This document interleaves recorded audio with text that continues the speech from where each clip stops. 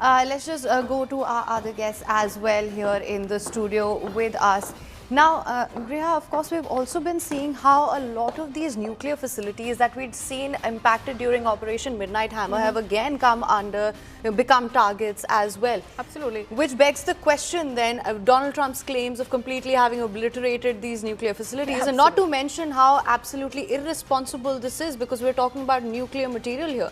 And you know, this question is being warded off by Washington time and again, where these were raised. It's not just restricted to how this war was not even given a congressional approval. The fact that they're going about destroying the same facilities that they themselves had spoken about obliterating in the past. But Sanjeev, I'd want you to come in here and tell us about what we are looking at here when it is about this narrative war. It is growing, continuing from the US, but Iran is not far behind. I mean, we do speak about how this will, break in a global involvement. If we talk about the UK, there's a version that's coming in from Keir Starmer constantly. We have seen a British warship that is already headed to the Mediterranean after what we saw at the RAF Akrotiri. But Iran is dissing that claim as well. They're saying that we did not even fire missiles close to Cyprus.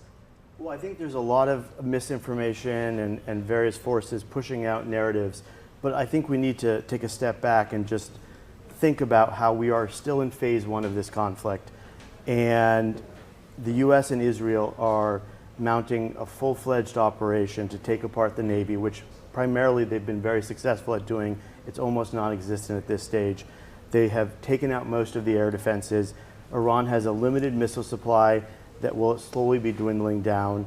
And the Arab states and the air defense systems that are in place have been very successful at controlling the airspace.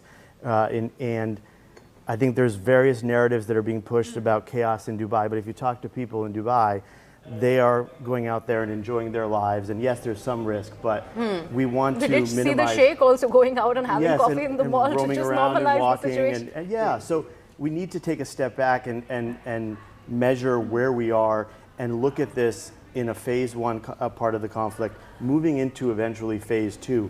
We've heard about how the Kurdish forces are now moving in. So there's many different movements taking place simultaneously in coordination with the US and Israeli forces. And if anything, the Iranian actions have coalesced the Arab states and the Arab allies with some of the European allies that were sitting on the sidelines. And now there's a complete unison in support of the American and Israeli joint action against Iran. And let's not forget, this is a 40-plus year regime that was one of the most oppressive regimes that attacked American citizens over the course of the last 47 years using their proxies.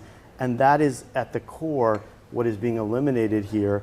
And the president has been very clear, President Trump, that no nuclear missiles, no missile development systems have to be removed, taken away. And third, no ability to manage and fund terrorist proxies around the world and in the region. That is still the goal. And I think the Americans and the Israelis are working with their allies to effectively remove that threat.